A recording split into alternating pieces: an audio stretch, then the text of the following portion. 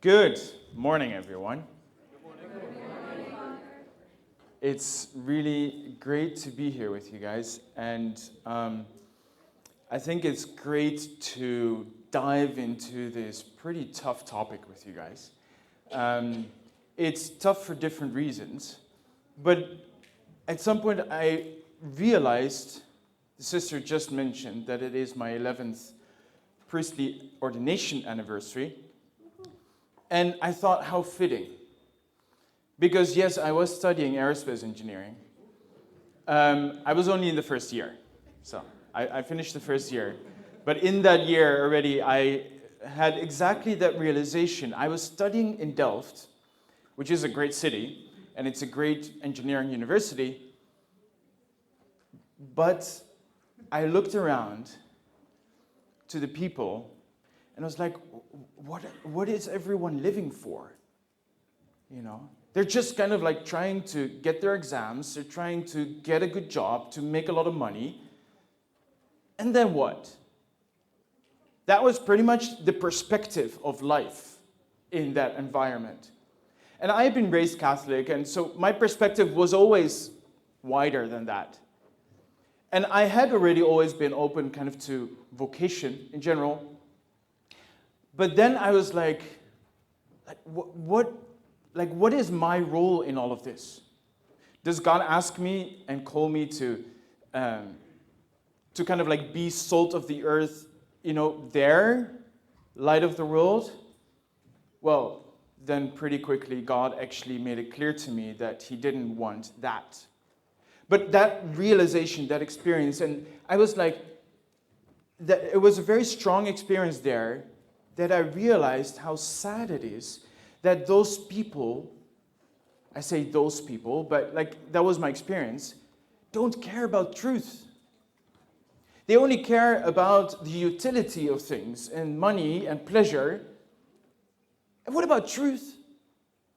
Because discovering truth is what, in the end, is going to really make us happy and really going to, you know, make us united with God who's love. What about truth? So one of my deeper desires was really, how can I spread truth and love for the truth? So when I discovered my priestly vocation, I remember writing down kind of my thoughts on that. And one of the main points in that was truth. To be a proclaimer of truth as a priest. And here I am, so several years after that realization and that happening, I was ordained a priest on the feast of a Dutch saint, Saint Lidwina, for those of you who know her. And that's where, well, let's say a big part of my mission started and really took off. 11 years later, I'm asked to talk about truth, or the opposite of it, to all of you here. So, there's pretty much two things we're going to do. We're going to dive a little bit into the roots of woke or wokeism. We're going to kind of like take a step back, zoom out, and then we're going to zoom in pretty deep.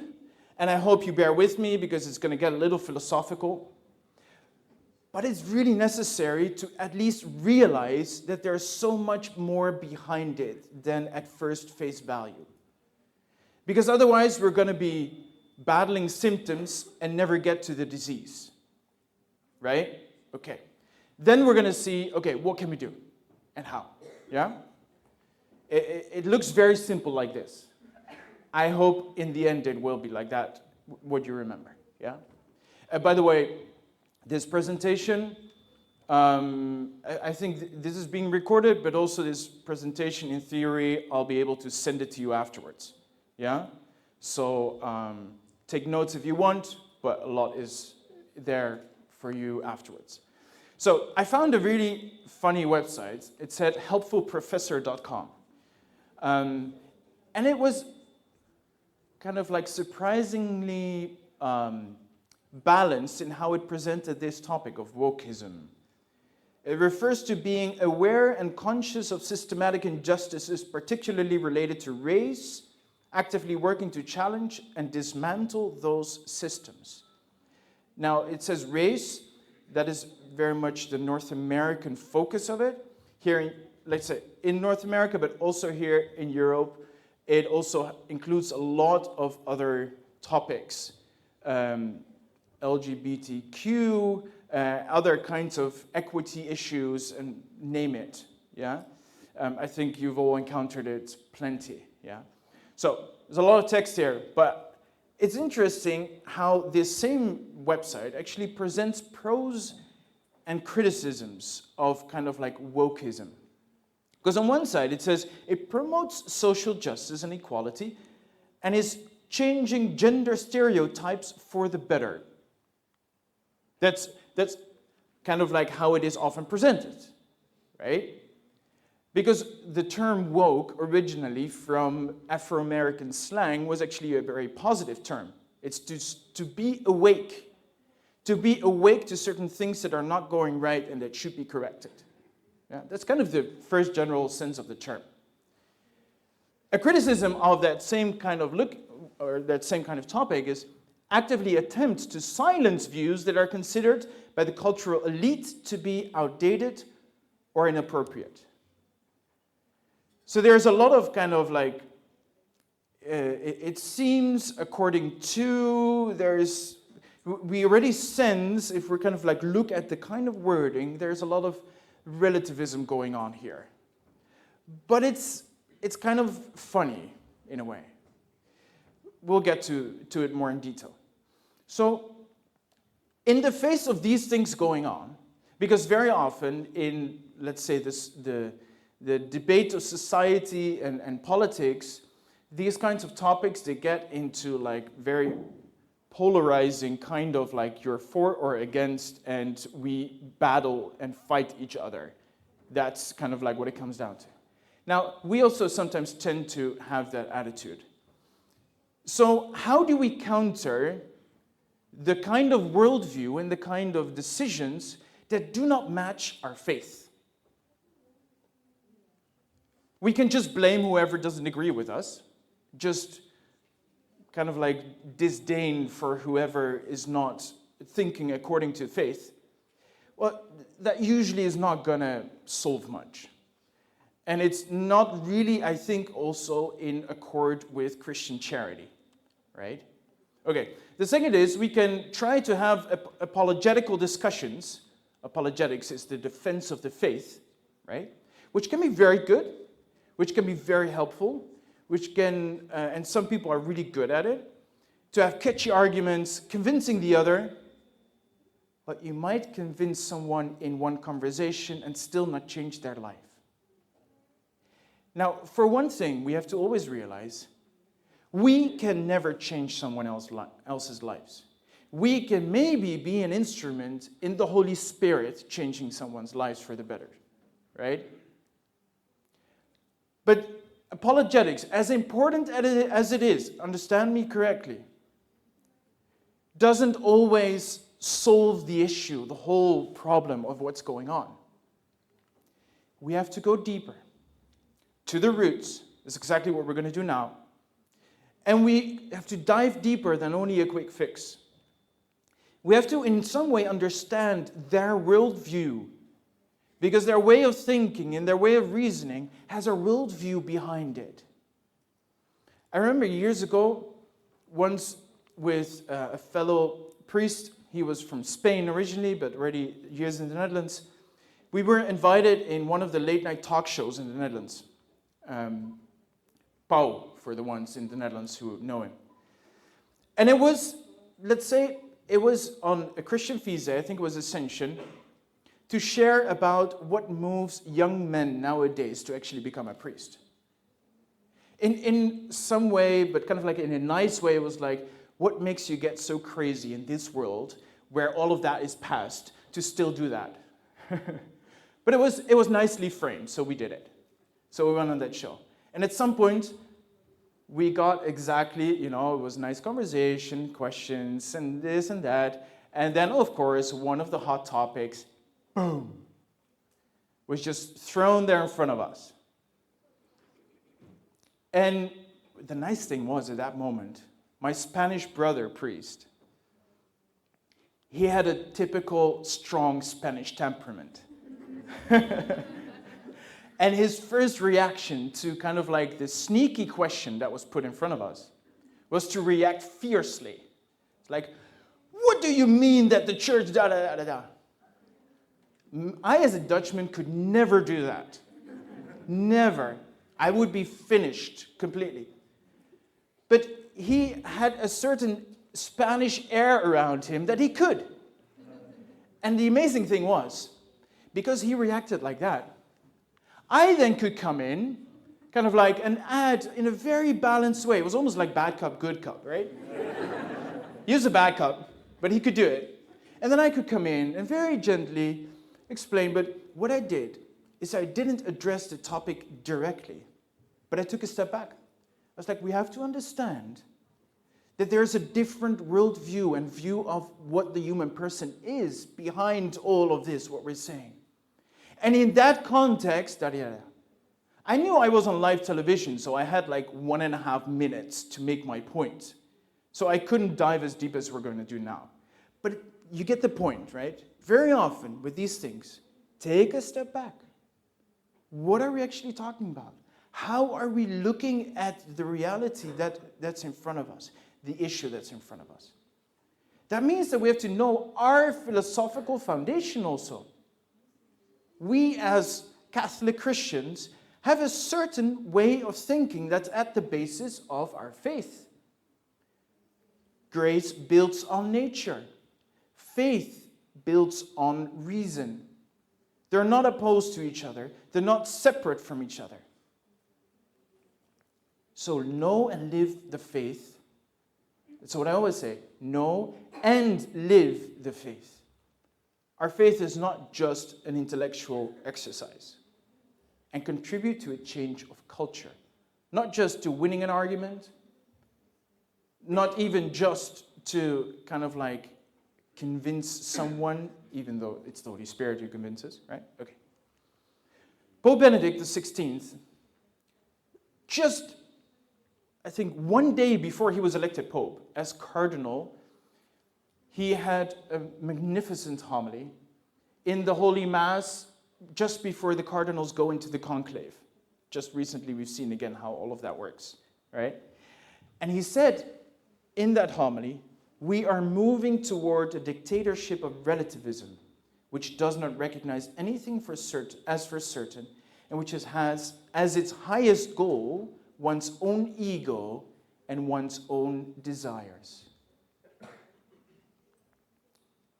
It's very interesting because relativism, we'll get a little bit more to it later, relativism in and of itself seems something very kind of like horizontal and equal to all and everything.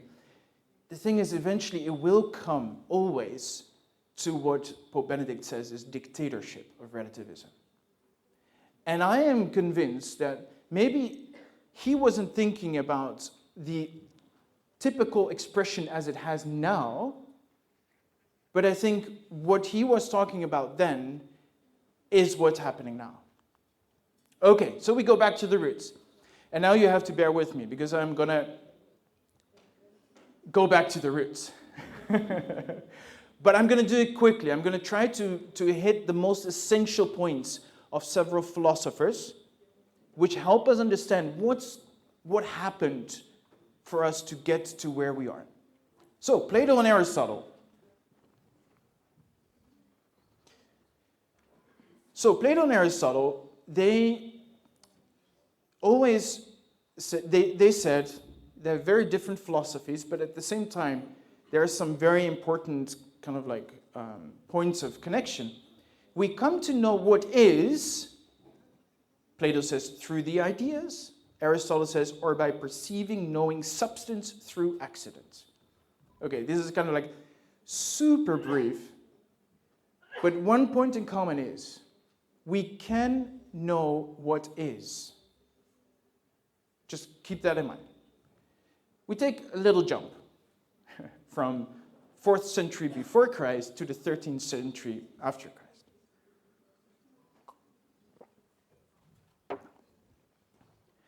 It's always very dangerous for me to start talking about St. Thomas Aquinas because I will go over my time. But I will try to keep it brief. I've just become so passionate with St. Thomas Aquinas, especially after studying several years in Italy. Thomas Aquinas is mostly metaphysics in the place where he died. Literally, from my room, I looked at the wall of the chapel where he died. Or, as I like to say it, from where he went to heaven. Right? Okay. So, St. Thomas Aquinas says, the existence of objective truth is grounded in the divine intellect. So, I'm immediately going to go here. Truth is conformity of thing and intellect. So, okay. Actually, can somebody help me and put a chair here next to me? Just one chair. Yeah, they're connected. Might be a bit tough. Anyway, you guys get it. Chair. Oh, we have an amazing chair. It's amazing. So, because the chair helps me to explain kind of like what's going on philosophically, just put it here. Amazing. Yeah, I'm not going to sit down. I just want you guys to see it. So, if in my mind there is, let's say, a concept of chair that corresponds to what is there is truth in my mind. It's kind of the basic way of phrasing truth, as St. Thomas says. So when what is in my mind accurately reflects what is in reality, right? Might there be subjective variations? Yes, because somebody who's colorblind might not actually get the colors the same way as I do, right? But do those subjective variations completely undermine the possibility of knowing truth of the matter? No. Sometimes it might distort it, but we know that those are anomalies, that there are exceptions to the rule, and that there is a rule, right? Okay. Sorry. Now, a next step is that St. Thomas Aquinas says, so there's the relation between my mind and the reality. But then there's the relation of the reality to the mind of God. And that's where the deepest truth actually is found. When what is in reality corresponds to the mind of God. So the ultimate standard is God. And God is not something abstract or something just kind of like a formula or a thing. God is the origin and source of all being. Like we, in every moment, in every second, we continue existing because God keeps thinking us. That's how we can say it. We can go a lot more into detail of the philosophical background of that. But so it's not just that this kind of like is called a chair, that it seems a chair, that I perceive it as a chair. No, there is a way in which I can actually know that this is a chair. And you know what? That is also a chair, even though it has a different color and slightly different form and different materials. So there are certain exterior things that actually can help me get to what is. What's underneath, right? Okay. Then something went wrong. St. Thomas Aquinas is the absolute genius of philosophy and theology. Absolute genius. He lived in the 13th century. Yes. But his thought is so timeless that still now it is so relevant and important to us. But something went wrong. Some people came along and started saying things like, well, you know, you say that that is a chair and that that is a chair. But is there something really that is in common? Or do I just give it the name chair, nominalism, name? Do I just give it the name chair and that I name a chair and then that's it? Like I can't really know more than that. Like you're like, okay, you might see the point, but you might also sense there's something that might be going in the wrong direction here already, right? Because you're starting to lose contact with reality, with what is really. If you're only stopping at what you name it, right? Okay, René Descartes. He's a brilliant philosopher, and he was a devout Christian. But he did make a big mistake, I'm afraid. His famous phrase, cogito ergo sum. I think, thus I am. So there's a fundamental doubt laid in human thinking about reality. Can I even know reality? What is the certitude that I can reach? Well, the only certitude that I can reach, he said, is the fact that I am thinking. And that becomes the foundation for the surety of my existence. Yeah, foundation of reality, an objective world, or in my thinking? Something's not right here. By the way, if the foundation is only in my thinking, and not in the objective world anymore, why are warning signs almost always yellow? Or red? I looked it up and said yellow is highly visible and psychologically linked to caution, ensuring rapid hazard recognition. So watch out what I'm going to be doing with colors for the rest. So what René Descartes, what he does is what we can say with a beautiful philosophical term, the anthropocentric turn of immanence. And all you guys are now like, whoa, yes, that's it. Yes. Okay, you might not, you're like, wait, what? Okay, so modern thought, starting from Descartes, is in its essence simply the progress of the claim to that radical freedom pinpointed by Descartes as that open-ended ability of man to make and unmake the first step of pilgrimage of truth. So it's pretty much, okay, anthropocentric, so man in the center, and anthropos is man in Greek, right? So man in the center. So we turn from God in the center to man in the center. We turn from a transcendent way of thinking to an immanent way of thinking. Immanent, everything is inside, right? That's what Descartes does. So should this big title have a green background? Or maybe better, a red background? I was playing with your minds here. This is not a good thing. Because even though Descartes, in his own life, was a devout Christian, you might be able to see if we're starting to turn in on ourselves in our way of thinking, and we cannot have any surety anymore about connection with the outside world. What about connection with God? What about knowing about God? Will that still be possible at all? It's going to get difficult. So the next steps I'm going to do really quickly, because that's really quite detailed. David Hume. So we reduce any kind of knowledge to only empirical measuring. You guys any time have heard that in the past? You know? Measuring is knowing. Meten is weten. It rhymes nicely in Dutch. Right? Well, yeah, to some extent that works. But that's exactly what it is. To some extent it works. It doesn't mean that you actually get to the deepest of things. Right? So what David Hume says is, for example, causality. Right? If I push the chair and it falls over, do I actually cause it to fall? Or is it simply that I push it and then it falls? But if there's actually a cause and an effect, we don't know. That's pretty much what Hume said. Okay. Kant, he's a genius. He did so many amazing things in his philosophy. Just one thing. He had the wrong starting point. So everything else came crumbling down. Still, it's worth studying him if you study philosophy. Pretty much he says, you know, we might have some connection with reality in the outside world.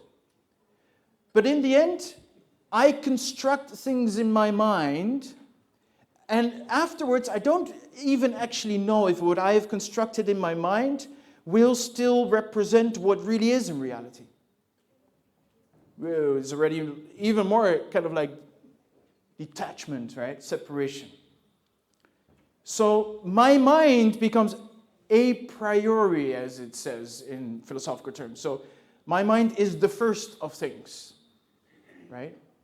but wait, do I perceive reality, or do I start to actually project or constitute reality? Like, is my mind actually going to be the foundation for something's gonna go off the rails here? Hegel. I think he must have been a very kind man. It might not show in this picture, but so for Hegel already, there's a primacy of becoming over being. So it doesn't really matter what is, but it matters that things are developing, that things are becoming. What are they becoming? No, wrong question. They are becoming. But what are they? Well, I mean, they might become something, but then it keeps, so becoming, development, progress becomes an absolute point of reference. Ever heard that? Progress for the sake of progress? Has something to do with it. It's not exactly the same, but it has to do with it. One very interesting way in Hegel is his dialectic way of reasoning. He says, anytime you place a hypothesis, you must put an antithesis, so a contrary opinion, and then you will come to a synthesis. Now the thing is, sometimes it helps to kind of like put like one argument, an opposing argument, and come to an answer. But what he says is the synthesis will always be absolutely different than the hypothesis and the antithesis. And there is no question anymore of trying to find the truth. The only question is, how do you take a next step? A next step towards. Sometimes you say, okay, but have you thought about this aspect? Have you thought about this aspect of the matter? And try to, together, come to the truth of the matter. Right? Not just win the argument. Okay. It becomes to be about power. Okay. So in the end, do we actually still care about truth? Or about what works, is preferable, is agreeable? Remember what Pope Benedict said? My desires and my ego. So do I perceive reality? Try to grow in understanding, making proper choices? Or do I try to determine and produce reality, project with my mind? Not really mattering if it's rational, emotional, instinctual, whatever. I don't know who of you knows 1984, the novel from Orwell, but in there, it's a masterpiece, really, of this trying to change people's way of thinking. Because these are kind of like some dogmas that are being proclaimed in that society. War is peace, freedom is slavery, ignorance is strength. Messing up people's brains pretty much to enslave them in the end, right? Okay, so power or oppression, struggle of oppressor and oppressed. A lot of the wokeism of today reads reality in those terms. There is a minority that is oppressed. Does it happen? Are there minorities who are oppressed? Yes. Yes. Does it determine all of reality? No. Reality is more than that. Reality is so much more than that. So, with postmodern relativism, you can distinguish three. Total relativism, absolutely no truth. Philosophically, you cannot defend that, because then there would be one absolute truth, namely that there is no absolute truth, which is self-refuting. Now, a lot of people have realized that, so they went for partial relativism. In the end, you'll run into the same problem, but it takes a little longer. You can still kind of like keep going a little longer the way you want it, right? Cultural is too much for now. So, relativism. A lot of times it's presented as the neutral option. It's not. Because when you talk about, well, this is true for me, but maybe not for you. That's kind of the expression of relativism 20 years ago, very much. We see some of it still today, but it's not the prevalent form anymore. We're letting go in that way of objective truth, which is letting go of the one who is truth, Jesus Christ. You recognize the picture in the background? St. Peter denying knowing Christ. For his own good, he told kind of like a lie for a smaller good, right? A small lie for a greater good, or whatever. The thing is, in the end, he was denying the one who is truth. So, when talking with people about these things, maybe even the conversation in your own head, ask questions. Come to the point of realizing really what is going on. Some people then pretty much say, okay, I'll just not choose. Well, that is a choice also. So don't fool yourself, right? Okay, so the old relativism, as I said, is you have your truth, I have mine. Now, the new version is the woke moral absolutism, right? There are some dogmas of thou shalt not be, as in America they would say, white supremacist, for example, or thou shalt not be, a bigot, or kind of like oppressing a certain minority. And if you would be doing that, or at least give the impression, you get cancelled. Right? Some people say it's not relativism anymore because it's so absolute. Well, the thing is, relativism is a mask, and the mask has just gotten, you could say, bigger or with a different color, but it's the same relativism underneath that's happening.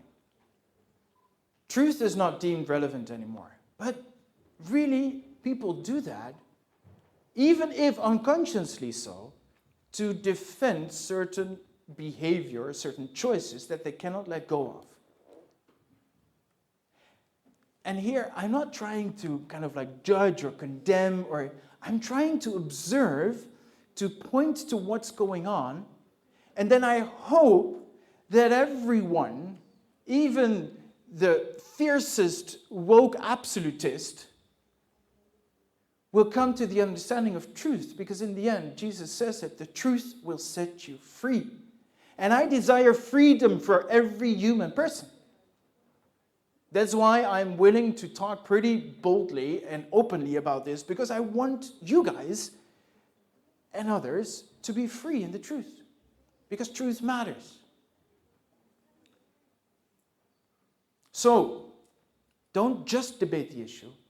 When a certain issue comes up, realize that you're talking to a person, because sometimes somebody might be defending fiercely a certain point, but really rationally not even believing that point him or herself, but realizing that that point has to be defended, otherwise that person would have to make a change of life, and that might be too difficult, right? So what then? Green. We're going to go into the positive. Yeah. St. Thomas Aquinas. It's my boy. I like it. So the existence of objective truth is grounded in the divine intellect. That means that there is an objective moral order accessible through natural law and reason. Now, I will get a little bit more into that, as much as I have time still. And there is a definite human nature with inherent inclinations towards the good. That doesn't mean that we're all the same. Just look around this room. But it means that there is a foundation on which we ought to build. And if we're going to negate part of that foundation of how we are created, or what we are created for, we're going to be running into problems. We're going to get into trouble. We're not going to be free. We're not going to be happy. And I'm not talking happy like Ed Sheeran happy, but I'm talking about happy like heaven happy. Yeah? Okay, the Catechism says, the more one does what is good, the freer one becomes. There is no true freedom except in the service of what is good and just.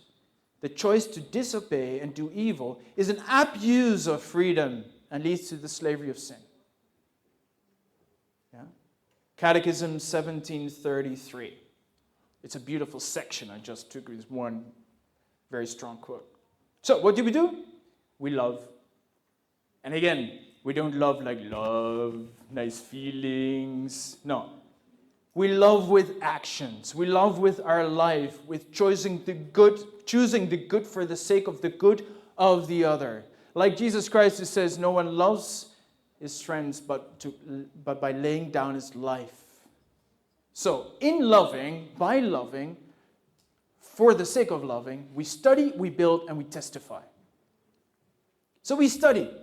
Read the Bible. Often, at least every day. Read it, meditate it, study it, all of it. Not just reading, not just studying, not just meditating, all of it. Yeah? Because by studying, we come to know more. By meditating, we come to know through the Word, we come to know Jesus more. And by reading, we become familiar with the Word of God. We need to be able to use the Word of God like that. Yeah? Okay, Catechism of the Catholic Church, the official summary of our faith. Only, 2,800 paragraphs.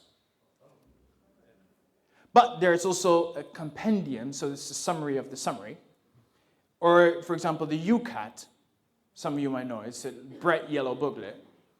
I think, if you haven't really done this kind of reading or studying, start with the UCAT.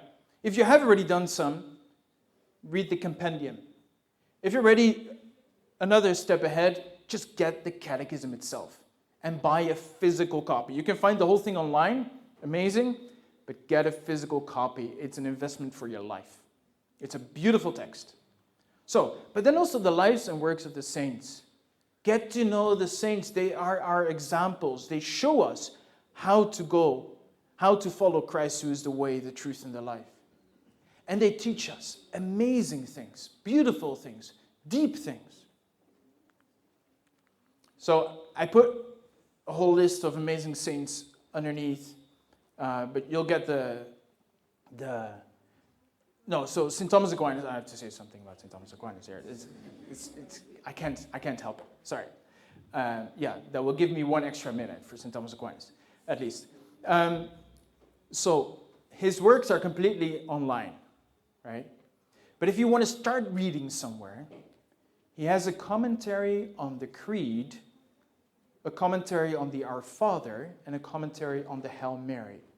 Those are amazing texts that are not too complicated, that will help you get started in the rich world of St. Thomas Aquinas. Yeah? Okay. Love. So, very often, we as Christians are accused that we're like moralists, that it's only about the rules, that name it, right? The thing is, God didn't give us a law as an exterior, kind of like external oppressive framework, but we are made in a certain way by God. We are made for a certain goal. The law of God is like the heavenly instruction manual, right? For example, when I have this really very handy little tool, I could use it in a lot of different ways, but if I'm going to, throw this thing really hard on the ground, it's not really going to help its goal for which it is made, right? So there are batteries in it. If I think, well, I'll just use it without the batteries. It's my right to think that I want to use it without the batteries. Well, it's all very nice, but it's not going to work. It's the same with our life. We were created in a certain way for a certain goal. And there are certain framework that God gave. Is like, okay, this is a framework. Within that, it gives a foundation for you to reach your goal, your ultimate goal, which is not just a functional goal, but it's the ultimate happiness. And he even wants to give more above that. So, in conversation, in debate, and so on, love the person. We hate the sin, but we love the sinner. And too often we forget to show explicitly that we love the sinner. Truth for love in the Catechism. You're going to read that afterwards because I don't have time for that now. Build. Build. We shouldn't just criticize. We shouldn't just debate in order to win our own arguments or to prove ourselves. We should build. Constructive conversation. Real and concrete charity. A real effort for Christian culture. We shouldn't just try to live our little life with Christ, even though there it starts, and we are meant for the relationship with Christ. But we're made as social beings also, for each other, with each other, to be part of the mystical body of Christ. And we have to build that here on earth for a part, so as to bring as many people as possible to heaven, to the victorious church. So search for your way, your role, and your vocation to build Christian culture, to build a Christian way of living for all of our society. Testify. It starts by living from the sacraments. If you yourself are far away from the grace of God, and we receive the grace of God primarily in Holy Confession and the Eucharist on our daily Christian life, we have to live from the sacraments. We cannot do it from our own strength. So be a real Christian. Christian means to be another Christ in thinking, deed, and word. Testify of the truth in love. Show love in truth. And you see two great examples in the background. St. Paul the Apostle, and more recently, St. John Paul II, or St. John Paul the Great. Truth is beautiful. Remember that. Anytime you're kind of like confused or trying to find the way in all of this.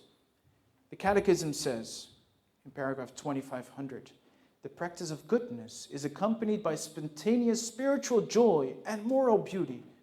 Moral beauty is the beauty of the good things we do. Likewise, truth carries with it the joy and splendor of spiritual beauty. Truth is beautiful in itself. It's a beautiful quote. It's a beautiful truth. Truth is beautiful in itself. Truth in words, the rational expression of the knowledge of created and uncreated reality, is necessary to man who is endowed with intellect. And in the end, it all comes down to Jesus Christ, who himself says, I am the way, the truth, and the life. No one comes to the Father but by me. By me. How is he the way? By showing us the greatest charity of all, giving his life when he was the one who did not deserve a thing of it. He gave everything while we were yet sinners. He gave everything when we were still his enemies, as St. Paul so beautifully says. So let us always try in this whole search and battle and fight and path to approach Christ on the cross. And then, my name is Johannes. My patron saint is St. John the Apostle, the one beneath the cross, one of the great proclaimers of truth. He was actually the one that wrote these words of Jesus in his gospel. So, study, build, testify. We have to study more why people think the way they think. And that doesn't mean that we immediately can give answers. We have to be patient. I remember In high school, I started already kind of this quest for truth. I remember for years that I was struggling to even be in conversation about these things with people. But I knew I had to keep searching, keep digging, keep progressing towards the truth. And not that I possess the truth now. No. But with years, I have, let's say, gotten more clarity. So be patient, persevere, keep searching, because you're not just searching for a thing, for something abstract. You're searching for the person of Jesus Christ. He is the one that sets you free. He is the one that fulfills you in any way possible. Because so many other things that are projected as what someone is or someone's identity, I identify as, is always reductionist. It's always only a part of what someone is. And that's when somebody doesn't become happy. So, in love, study, build, and testify. I'm going to leave it at that. Thank you very much.